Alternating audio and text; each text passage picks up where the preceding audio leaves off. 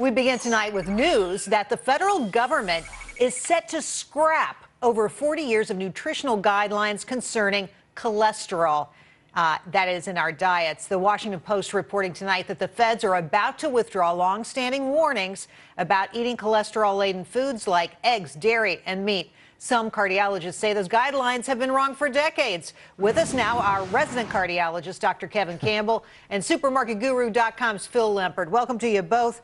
I got to tell you, this story just really blew me away. And Dr. Kevin, let's start with you. So 54 years we've been told that cholesterol, it ladens your arteries with gunk. It gives you a heart attack. Were we wrong all this time?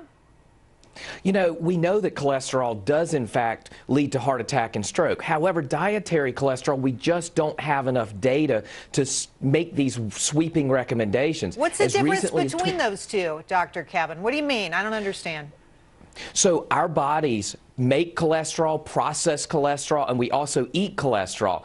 And really, almost 25 to 30% of cholesterol problems causing heart attacks are genetic rather than dietary, how we process cholesterol. Okay, well, that's news to me. I wish the federal government had told me this some time ago before I gave up the butter. Dr. Phil, I'm sorry, Phil Lempert, you're not a doctor, but I think of you as a doctor because you're so expert in what you talk about. A lot of people out there listen to these guidelines that are issued by the federal government. And in fact, the last time we had a guideline on cholesterol, people stopped eating eggs. Egg sales went down 30%. What do you expect the impact to be this time around? Confusion. I think that the biggest problem that we have with any kind of nutritional claim is that we don't get out that whole story. Exactly what you said, Jerry. You know, we get a little headline of it. To your point, we saw eggs drop. The average American consumed about 421 eggs back in 1945, and in 2012, it's down to about 250 eggs per capita. But the reverse is also true. Remember olive oil. When the Bugliosi study came out showing olive oil could raise your good cholesterol, olive oil sales went through the roof. So it's about how it's going to be communicated, not the science. I agree with the doctor. The science has been out there for years, and people have been complaining about this, whether it's the meat industry, whether it's the poultry industry, certainly the egg industry, butter industry, but it's not that. It's how we're going to communicate this change effectively so everybody all of a sudden, even those people who are at risk, who might have diabetes or at risk of heart disease, stop worrying about cholesterol. Well, you know, I guess the pyramid's dead. Haven't we already changed it once under President Obama? Now we're going to change it. I mean, how could you be so wrong for so long? Dr. Kevin, so fat and cholesterol, you know, that's good. We've replaced it with sugar and carbs. What did that do to our bodies? Because we couldn't eat fat and cholesterol because our doctor said it was bad for us. The government said it was bad for us. And so we replaced it with sugar and carbs. Didn't that make us fat? Well, it does. You know, obesity is $150 billion of healthcare costs every year, obesity and obesity-related illness. And I think when we eat sugar-laden, carbohydrate-laden foods, it does help us turn to obesity. And that is a major public health problem. Again, I agree with our other guests that, you know, we are not getting the information out appropriately, so patients are confused and they don't know what to do.